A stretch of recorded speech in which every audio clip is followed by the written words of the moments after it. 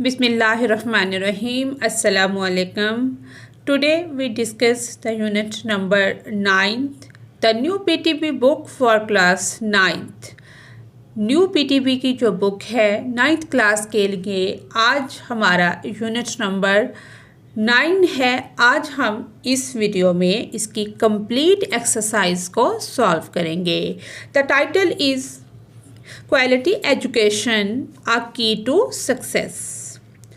यहाँ से हमारी एक्सरसाइज स्टार्ट होती है। रीडिंग एंड क्रिटिकल थिंकिंग, पढ़ना और तनकीदी सोच या मुतालिया और तनकीदी सोच। आंसर द फॉलोइंग क्वेश्चंस, दर्ज झैल सवालात के जवाबात दें। The first question is how has quality education been defined in the text, कि म्यारी तालीम की तारीफ़ टेक्स्ट में जो कि सबक हमने पढ़ा है उसमें कैसे की गई है। तो इसका जवाब है quality education is defined in the text as an approach that equips individuals with the knowledge, skills, values and attitudes necessary to live productive and fulfilling lives.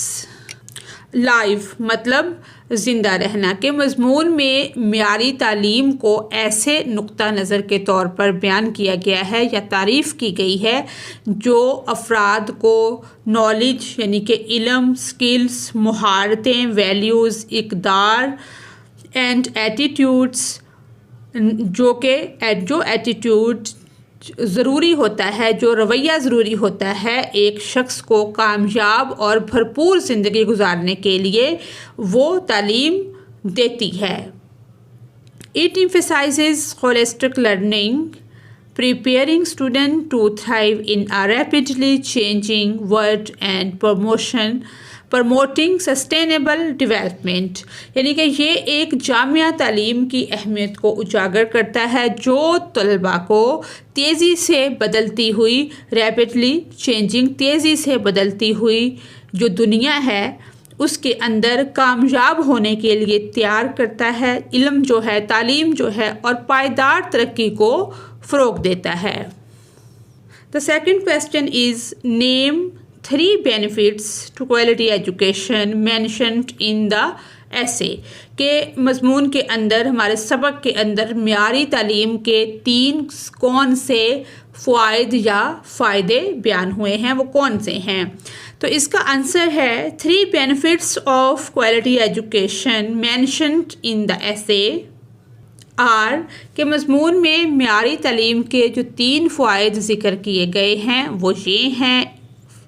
The first one is it fosters economic growth and reduce poverty, ये मुआशी तरक्की को फ़रोग़ देती है और गुर्बत को कम करती है। It promotes gender equality and empowers women, ये सिनफ़ी मसावात को, जो मर्द औरत की तक़सीम है उसको कम करती है, सिनफ़ी मसावात को फ़रोग़ देती है और ख़वातीन को बाइख्तियार बनाती है। थर्ड है it helps protect the environment, ये हमारे माहौल को प्रोटेक्ट करती है बाय इनकरेजिंग सस्टेनेबल प्रैक्टिसेस, ये माहौल की हिफाजत में मदद देती है और पायदार तरीक़ों को फ़रोग़ देती है कि हम किस तरह से अपने माहौल की हिफाजत कर सकते हैं। Third question is why is human capital development important for the country's economic growth and sustainable development? इंसानी वसाइल की तरक्की किसी मुल्क की इक़्तिसादी तरक्की और पायदार तरक्की के फ़रोग़ के लिए क्यों ज़रूरी है। तो इसका आंसर है human capital development is important because it enhance the knowledge, ये इल्म को बढ़ाती है, skills and health of individuals which are essential for contributing effectively to economic growth and development. यानी कि इंसानी सरमाया की तरक्की इसलिए अहम है क्योंकि ये अफराद के इल्म, महारतों और सेहत को बेहतर बनाती है, जो हमारी जो मुआशरत है, मुआशियत है, उसकी तरक्की को बेहतर करते हैं, उसकी तरक्की में मौसर तौर पर हिस्सा डालने के लिए भी ये ज़रूरी है। अ वेल एजुकेटेड पॉपुलेशन, एक अच्छी पढ़ी लिखी तालीम याफ्ता जो आबादी है, ट्राइज इनोवेशंस, वो क्या करती है, वो नई नई ईजादात सामने लेकर आती है। Improves productivity and helps in achieving sustainable development goal, पैदावारियत को बढ़ाती है और पायदार तरक्की के अहदाफ के हसूल में मदद देती है। Question number 4 is describe the role of education in reducing inequality and poverty, के तालीम का अदम मसावात और गुर्बत की कमी में क्या किरदार है। एजुकेशन तालीम जो है प्लेस अ की रोल, एक बहुत इम्पोर्टेंट किरदार अदा करती है इन reducing inequality and poverty by providing equal opportunities for all, यानी कि तालीम जो है वो गैर मसावात और गुर्बत को कम करने में अहम किरदार अदा करती है, क्योंकि ये मसावी मौका फ्राहम करती है तमाम लोगों के लिए रिगार्डलेस ऑफ बैकग्राउंड, जो कि बैकग्राउंड को कंसिडर नहीं करती, जेंडर को कंसिडर नहीं करती कि ये औरत है या मर्द है, और एथनिसिटी कि ये किस नस्ल से है, किस बैकग्राउंड से है, किस जेंडर से है, उसे इससे कोई फ़र्क नहीं पड़ता। It equips marginalised population with the skills and knowledge necessary to break the cycle of poverty and contribute to inclusive economics growth, यानी कि ये पसमानदा ग्रुपों को ज़रूरी महारतों और इल्म से लैस करती है ताकि वो गुर्बत के चक्कर को तोड़ सकें और जामिया मुआशी तरक्की में हिस्सा डाल सकें। The 5th question is how does quality education promote understanding and tolerance, कि म्यारी तालीम अंडरस्टैंडिंग, अफ़हाम व तफ़हीम एंड टॉलरेंस और रवादारी को कैसे फ़रोग़ देती है। तो इसका आंसर है quality education promotes understanding and tolerance bye teaching student about different cultures, religions and prospectives, के म्यारी तालीम जो है तफ़हीम और रवादारी को फ़रोग़ देती है, क्योंकि ये तुलबा को मुख्तलिफ़ सकाफ़तों, मज़ाहब और नुक्ता नज़र के बारे में सिखाती है। ये बाहमी एहतराम को फ़रोग़ देती है। इट फोस्टर्स म्यूचुअल रिस्पेक्ट, के बाहमी जो एहतराम है उसको फ़रोग़ देती है। रिड्यूस कम करती है, प्रेजुडिसेस तअस्सुबात को कम करती है। And helps in building a more inclusive and cohesive society, और एक ज़्यादा शामिल और हम आहंग मुआशरत बनाने में मदद देती है। The 6th question is how does teaching entrepreneurship in schools promote economic growth, के स्कूलों में कारोबारियत एंटरप्रेन्योरशिप की तालीम मुआशी तरक्की को कैसे फ़रोग़ देती है। Teaching entrepreneurship in schools promotes economic growth by encouraging students to develop innovation ideas and entrepreneurial skills, के स्कूल में कारोबारी तालीम मुआशी तरक्की को फ़रोग़ देती है, क्योंकि ये तुलबा को जिद्दत तराज़ी के ख़यालात और कारोबारी महारतों को फ़रोग़ देना सिखाती है।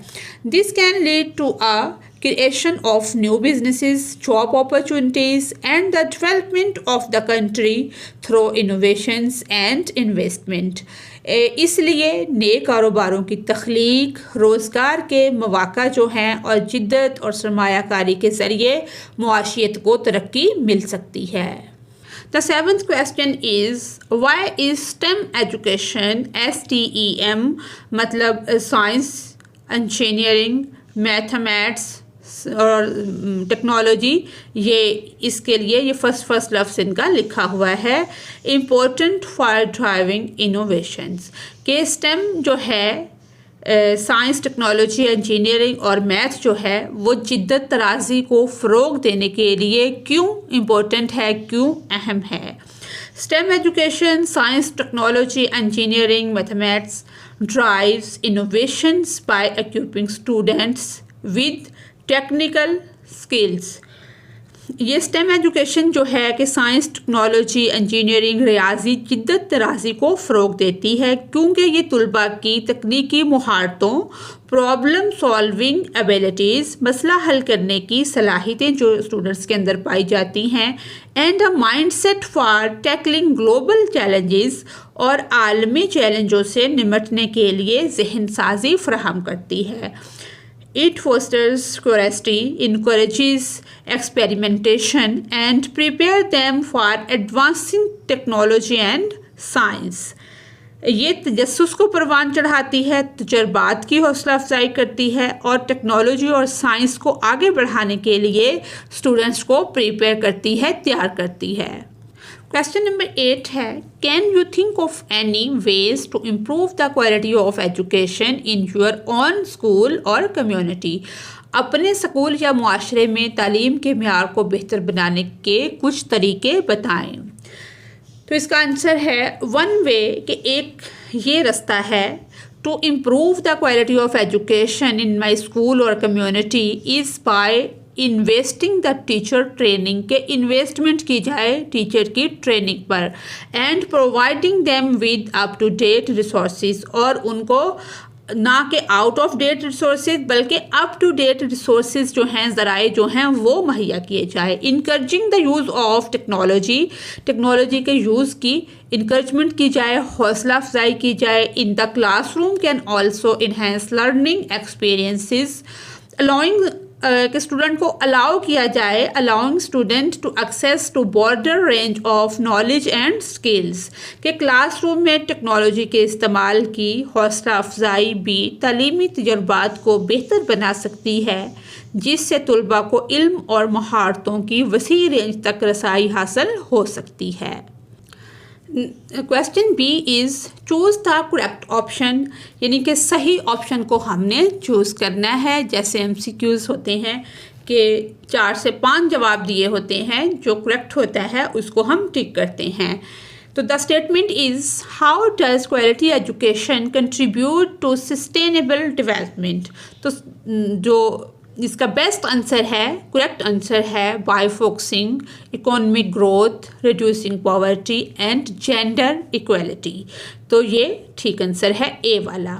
Second statement is which of the following is not को बड़ा लिखा गया है कि जो मेंशन नहीं है हमारे सबक के अंदर, जो कि हमने रीड आउट किया है, is uh not mentioned as a benefit of quality education in the text.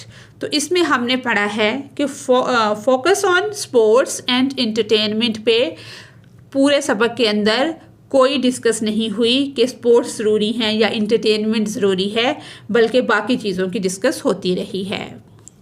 The third statement is which subjects are highlighted as important for developing critical thinking and problem solving abilities? Mathematics, science and technology. The correct answer is B. Fourth statement is what essential skills does education provide that lay the foundation for lifelong learning and socio-economic advancement? The correct answer is literacy, numeracy and digital literacy. Numeracy का मतलब है कि अदद। The fifth statement is how does education help in understanding conflicts? जो conflict होते हैं मसलन के दूसरे मज़ाहब के साथ, दूसरे लोगों के साथ, उसको अंडरस्टैंड करने में एजुकेशन क्या हेल्प करती है। तो इसका सही आंसर है, the correct answer is by encouraging obedience. तो सही आंसर ए है। सेवंथ स्टेटमेंट है what skills does emphasizing STEM education aim to develop in students. तो इसका correct answer is technical skills for innovation.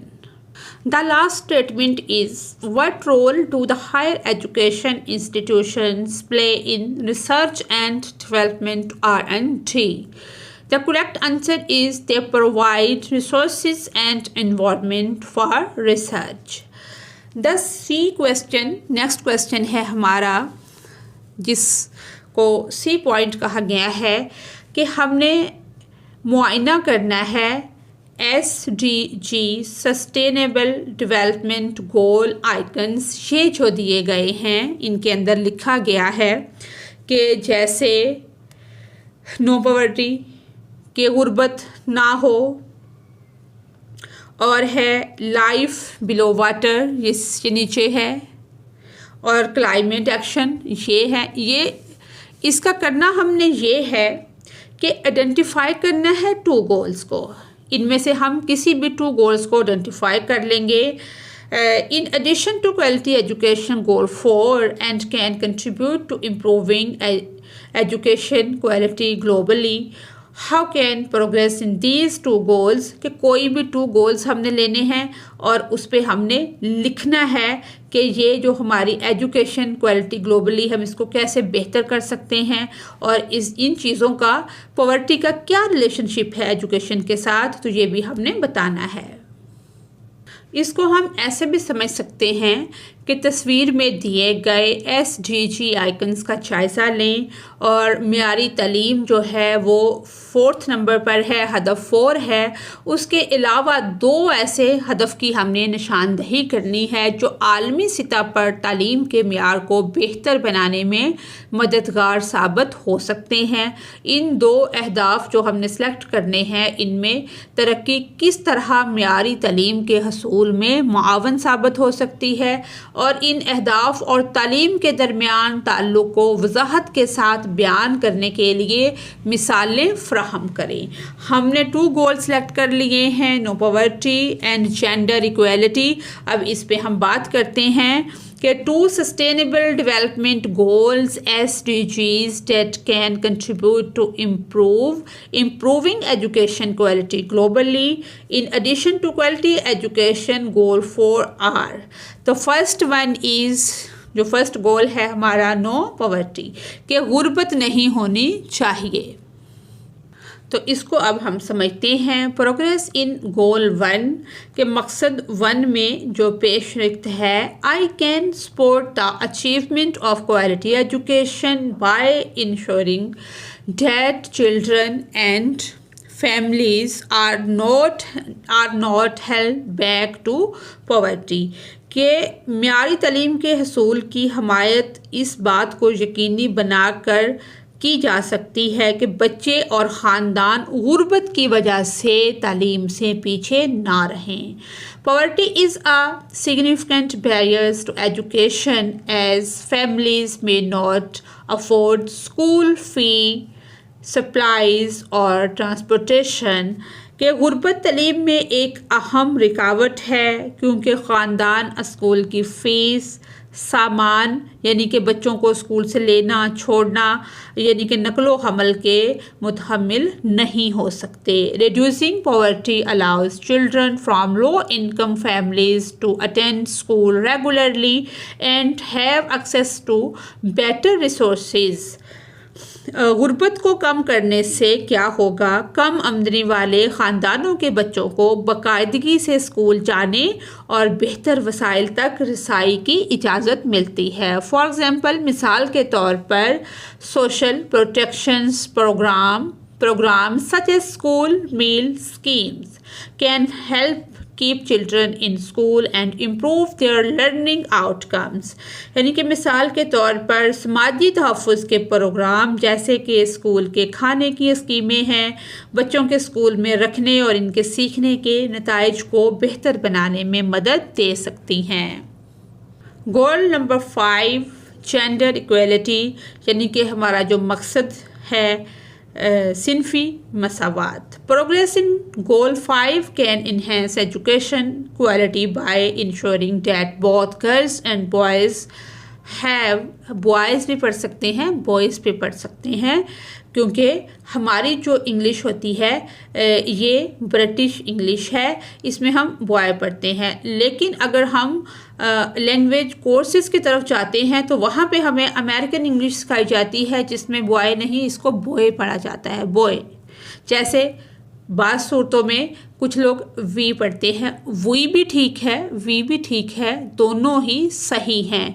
अब कुछ लोग कहते हैं कि इसको बॉयज़ ही पढ़ा जाता है, लेकिन बॉयज़ भी पढ़ सकते हैं और बॉयज़ भी पढ़ सकते हैं। Have equal access to education के इस बात को यकीनी बनाकर मियारी तालीम को बढ़ा सकते हैं, कि तालीमी मियार को बढ़ा सकती है कि लड़के लड़कियां दोनों कि कोई मसावात नहीं होनी चाहिए, कि ये नहीं ना हो कि लड़के स्कूल जाएं और लड़कियां ना जाएं, जिस तरह हमारे मुआशरे में होता है कि मर्दों को ज़्यादा अहमियत दी जाती है। इस चीज़ में मसावात हो, इक्वल अपॉर्चुनिटीज़ हों बॉयज़ के लिए भी और गर्ल्स के लिए भी, यानी कि इस चीज़ को हम कम कर दें कि लड़कों को ही प्रमोट करना है, लड़कियों को नहीं करना। Gender equality helps reduce disparities in educational attainment and encourages a more inclusive learning environment,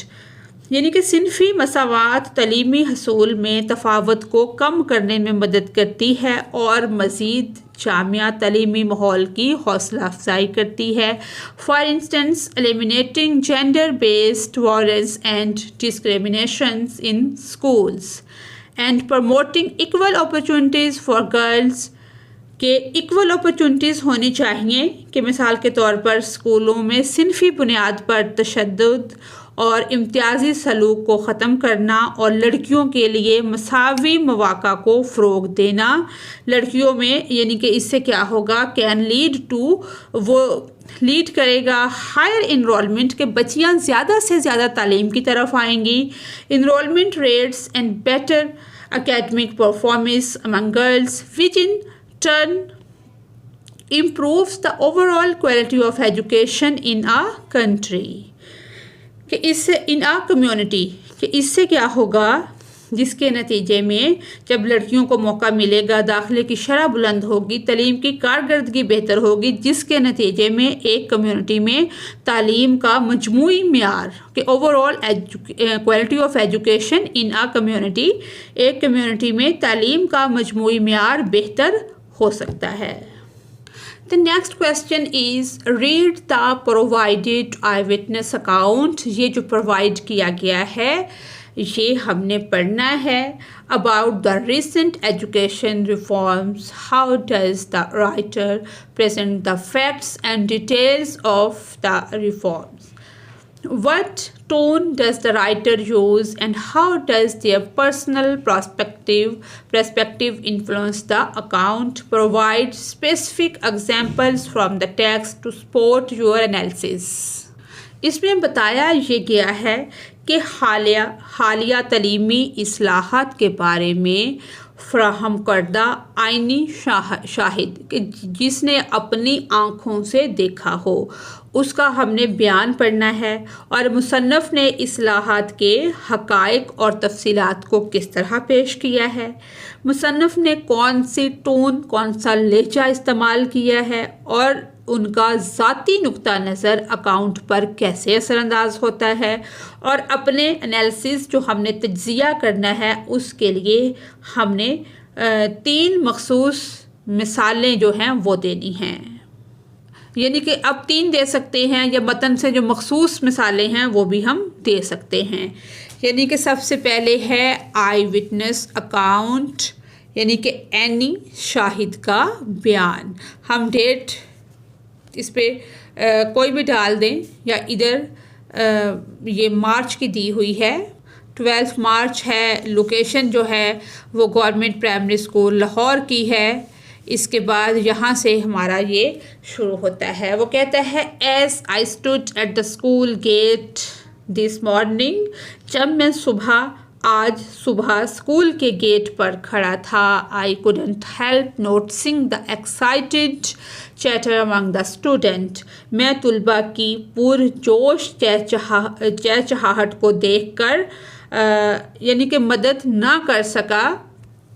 Today आज mark the implementation of the new education reforms aimed at improving literacy, the teacher and teacher training, कि आज ख्वानदगी और उसातिज़ा की तरबियत को बेहतर बनाने के मकसद से नई तालीमी इस्लाहात के नफाज का दिन था या उस दिन नफाज हुआ था। I walk through the newly renovated classroom, मैंने नए तजदीद शुदा क्लासरूम देखे या क्लासरूम से गुजरा, विच वर फिल्ड जो कि भरे हुए थे with colourful posters and modern learning tools, जो कि भरे हुए थे रंग बिरंगे पोस्टरों से और जदीद सीखने के आलात से। एक टीचर इनके पास आती है, अप्रोच्ड मी, कि एक टीचर मेरे पास आई विद द स्माइल, हंसती मुस्कुराती हुई, एंड शेयर्ड, और उसने शेयर किया हर एक्सपीरियंस, अपना एक्सपीरियंस, यानी कि उसने ये बताया है कि एक उस्ताद किरण मुस्कुराते हुए मेरे पास आई और उसने अपना तजर्बा जो है वो मेरे साथ शेयर किया। द गवर्नमेंट्स न्यू प्रोग्राम, हुकूमत के जो नए प्रोग्राम हैं, has truly changed the way we approach teaching, she said before, उसने कहा कि हुकूमत के नए प्रोग्राम ने वाकया ही हमारे तदरीसी निज़ाम को बदल दिया है। बिफोर, पहले, we are relying on outdated methods, but now thanks to the training workshops, पहले हम क्या करते थे कि पुराने तरीक़ों पर इन्हिसार करते थे, लेकिन अब तरबियती वर्कशॉप्स की बदौलत we feel empowered to teach using modern techniques, हम जदीद टेक्निक का इस्तेमाल करते हुए सीखने के लिए बाइख्तियार अपने आप को महसूस करते हैं। I also spoke with a group of students, मैंने तुलबा के एक ग्रुप से भी बातचीत की, who proudly showed of their new text book, जिन्होंने फ़ख्र के साथ अपनी न्यू निसाबी किताबें मुझे दिखाईं। वन गर्ल, एक लड़की, Zara told me I love the new books, एक लड़की ज़ारा ने मुझे कहा कि मुझे नई किताबें पसंद हैं। They have pictures and activities that make learning fun, कि इनके पास ऐसी तस्वीर और सरगर्मियाँ हैं, बुक्स के अंदर ऐसी पिक्चर्स बनी हुई हैं और एक्टिविटीज़ दी गई हैं जो सीखने वाले को खुश कर देती हैं या मज़ा देती हैं, जिससे सीखने का अमल आसान हो जाता है, लर्निंग एक फ़न लगती है, मज़ा आता है सीखने में। हाउएवर, ताहम, नॉट एवरीथिंग वाज परफेक्ट, सब कुछ कामल नहीं था, मुकम्मल नहीं था। सम टीचर्स, कुछ जो टीचर्स थे, एक्सप्रेस्ड कंसर्न्स अबाउट द, वो कुछ जो बाज़ उसातिज़ा थे उन्होंने तशवीश का इजहार किया किस पर, the lack of resources in certain rural areas, के कुछ दही इलाकों में वसाइल की कमी पर तशवीश का इजहार कर रहे थे बाज़ teachers. Mister Zeeshan, a senior teacher, mister Zeeshan जो हैं वो एक सीनियर टीचर हैं, मेंशन्ड, उन्होंने बताया, we still struggle with overcrowded classroom and limited technology in the more remote schools, कि हम अब भी ज़्यादा दूर दराज के स्कूलों में भरे हुए ओवरक्राउडेड क्लासरूम्स जो हैं और महदूद टेक्नोलॉजी के साथ जद्दोजहद कर रहे हैं। There still a long way to go, और अभी तवील सफ़र जो है, लंबा सफ़र जो है वो तय करना है। As the day went on, जैसे जैसे दिन गुजरता गया, I witness teachers using interactive lessons to engage students, कि मैंने उस्ताज़ा को तालिब इल्म जो हैं, क्लासेस जो हैं उनमें मशगूल करने के लिए असबाब का इस्तेमाल किया, यानी कि बच्चों को उधर एंगेज किया। Something that was not common before the reforms, कुछ जो इस्लाहात थी वो पहले से आम नहीं थी, कि जैसे जैसे दिन गुजरता गया मैंने उस्ताज़ा को, तलबा को मशगूल करने के लिए असबाब का, इंटरेक्टिव असबाब का, कि जो उनको अट्रैक्ट करें, अंगेज करें, पढ़ने में अच्छे लगें, इस्तेमाल करते हुए देखा, जो कि इस्लाहात पहले आम नहीं थी। इट वॉज़ क्लियर डैट, ये बिल्कुल वाज़िया है, ऑल्दो चैलेंजेस रिमेन, के कुछ जो चैलेंजेस थे वो सेम थे। The reforms have had a positive impact on the quality of education in urban areas like this one, अगरचा चैलेंजेस बाकी हैं लेकिन इस तरह की इस्लाहात ने शहरी इलाकों में तालीम के मेयार पर पॉजिटिव इम्पैक्ट डाला है, मुस्बत असर डाला है। Next point is read the paragraph 1, 2, 3 and 10। ये पैराग्राफ हमने आई विटनेस अकाउंट का नहीं पढ़ना, जो हमने लेसन पढ़ा है, सबक पढ़ा है, यूनिट नंबर 9 जो पढ़ा है उसके ये पैराग्राफ हम पढ़ेंगे। ऑफ द यूनिट केयरफुली, एहतियात से, highlighted the impactful words and phrases. इनको हमने हाईलाइट कर लिया है, आइए इनको देखते हैं। पैराग्राफ 1 जो है उसके ये वाले वर्ड्स और फ्रेजेस जो हैं वो हमने हाईलाइट किए हैं। Essential for sustainable development, knowledge, skills, values, holistic approach, rapidly changing world, sustainable development, United nation definition, economic growth, reduce poverty, promotes gender equality, protect the environment, lake the potential, prosperous and sustainable future। Next paragraph 2 जो है उसमें से ये वाले word और phrases हैं। Essential for economic growth, skills and knowledge necessary for the workforce, critical thinking and problem solving abilities, high demand in industries, reduce unemployment and underemployment, increased economic prosperity, drive innovations and productivity, overall economic development। और paragraph number 3 में से जो phrases and words हैं जो हमने highlight किए हैं वो ये हैं। Powerful tool for empowerment, full potential, active participation, literacy, numeracy, digital learning, digital literacy, lifelong learning, socio-economic advancement, community development initiatives, advocate for social justice, sustainable development practices, advancing gender equality, knowledge, confidence, leadership, economic independence।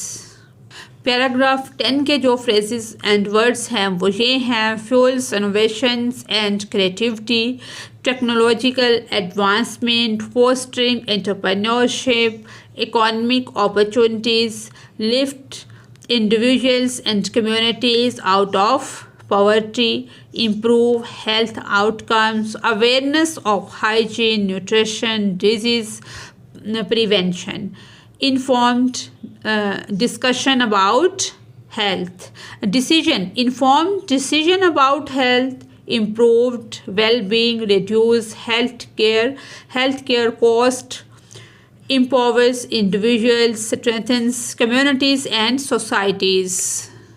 Next है vocabulary.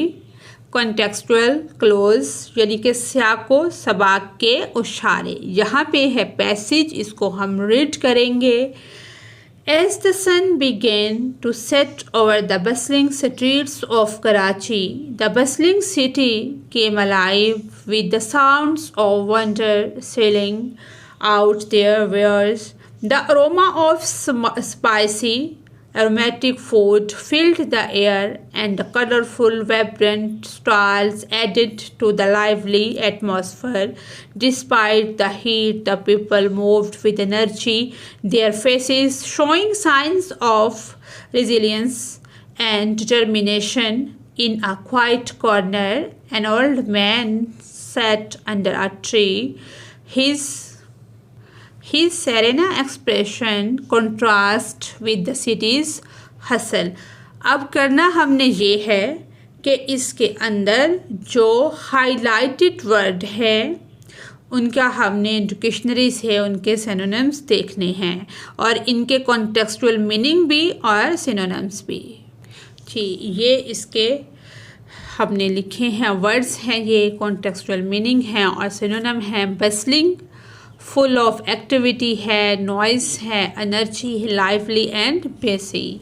और busy, lively, bustling, energetic, buzzing, active. Aromatic, having a pleasant smell, food और flowers की जो spices.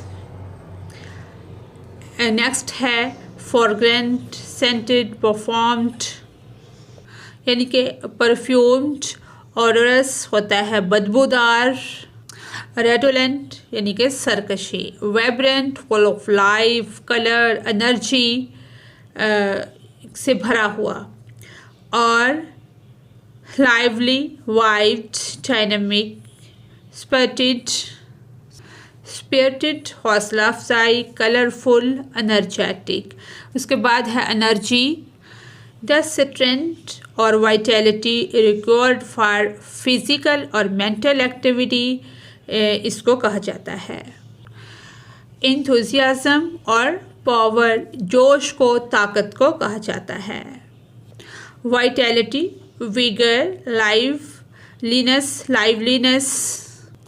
Enthusiasm, dynamism, power, ये सब इसके synonym है। Next है B point, fill in the blanks using the word from the passage. Use the context clause to help you choose the correct word.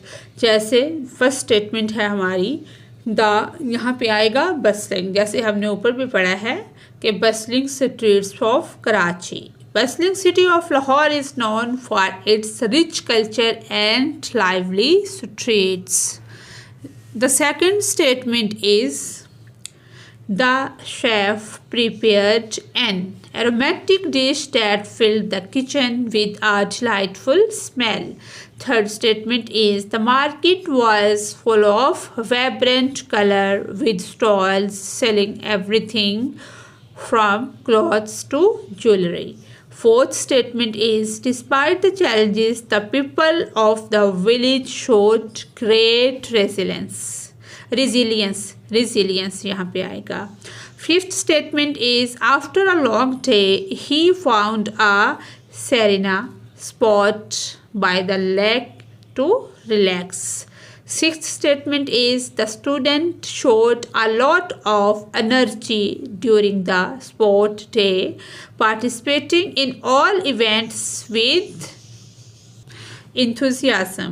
यानी कि जोश और खरोश से पूरे दिन उन्होंने एनर्जी से बहुत ज़्यादा पार्टिसिपेट किया। नेक्स्ट है ग्रामर। सबसे पहले है फ्रेज। फ्रेज मतलब जुमला। A phrase is a group of 2 or more words usually without a subject and a predicate।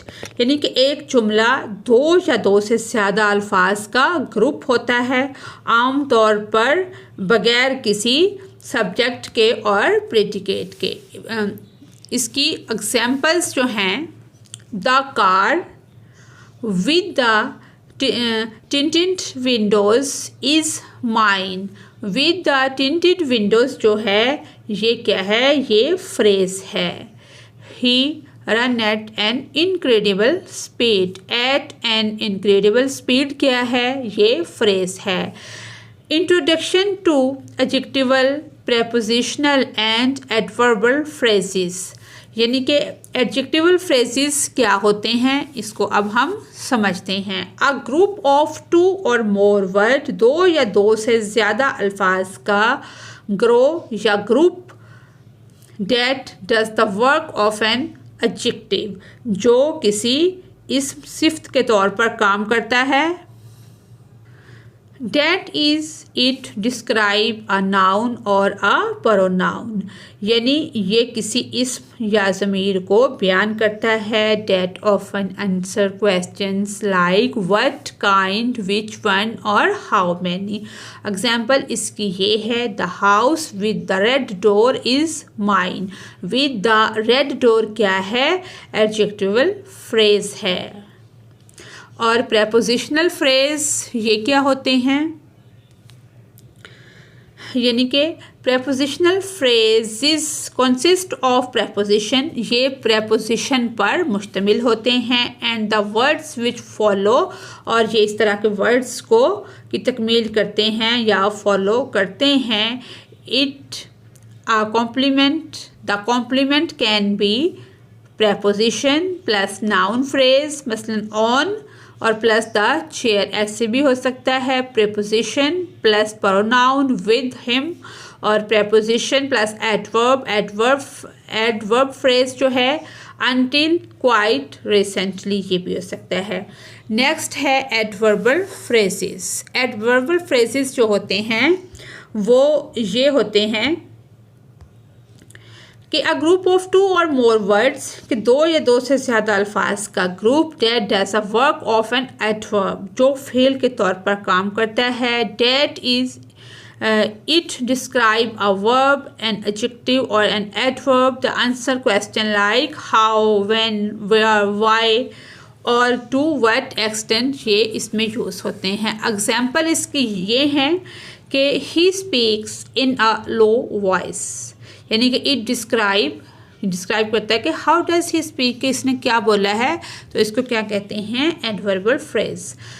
आगे हमने क्या करना है, read the following passage carefully. इस पैसेज को हमने एहतियात से पढ़ना है। Identify and underline the adjectival और प्रेपोजिशनल एंड एडवर्बल फ्रेजेस, इनको हमने अंडरलाइन करना है।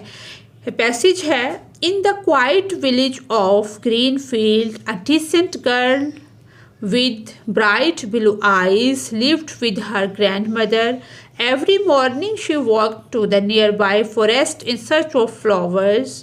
Her favorite place to find daisies was under the old oak tree near the stream. Despite the early hours, the girl was always full of energy and enthusiasm to do her daily household work. ये हमने इनको separately define ऐसे किया है, prepositional phrases, adjectival phrases, adverbial phrases. In the quiet village of Greenfield to the nearby forest under the old oak tree near the stream despite the early hours, यानी कि ये वाला क्या है, prepositional phrase है। और next है adjectival, a young girl with bright blue eyes her favourite place. Next है every morning in search of flowers to find daisies. Next point है कि expand the following sentences by adding adjectival, prepositional and adverbial phrases. For example कुछ sentence next page पे दिए हुए हैं, जैसे she read the book in the cosy arm chair with great interest. ये इसकी एग्जाम्पल है। नेक्स्ट जो सेंटेंस है उसको हम देखते हैं। ये वाले सेंटेंसेस हैं, अब इनको हम सॉल्व करते हैं। फर्स्ट सेंटेंस जो है, the children played happily in the sunny park. ये एडवर्बल एंड प्रेपोजिशनल फ्रेजेस हैं। He completed the task with great focus and precision. ये एडवर्बल एंड प्रेपोजिशनल फ्रेजेस हैं। They went to vacation to the beautiful beach of Maldives. ये prepositional and adjectival phrases है। The teacher explain the math problem with patience and clarity. ये adverbial phrase है। Next sentence है, they attended the wedding in a grand hall decorated with flowers. Prepositional and adjectival phrases. The family celebrated Eid with joyful hearts and delicious food at their home. Adverbal and prepositional phrases. He completed his homework late at night in his quiet room. ये क्या है, adverbial and prepositional phrases. Last sentence है, the student presented their projects confidently in front of the entire class. Adverbial and prepositional phrases.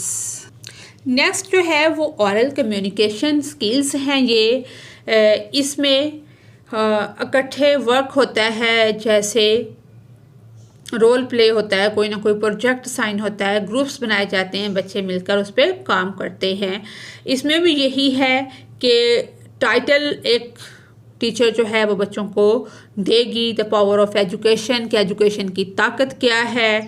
और मुख्तलिफ बच्चों के group बनाए जाएंगे, सीन 1, सीन 2, सीन 3, इस तरह से A student, B student group भी बनाए जा सकते हैं। एक एक स्टूडेंट को भी कुछ टास्क अलाउ किए जा सकते हैं। इस तरह से यानी कि सीन 1 में यानी कि टाइटल ये हो गया द पावर ऑफ एजुकेशन, या एजुकेशन की ताकत क्या है, और स्ट्रगल टू लर्न यानी कि setting a small school with few resources. इसी तरह से स्टूडेंट ए है looking at the torn book, वो फटी हुई किताब को देखता है।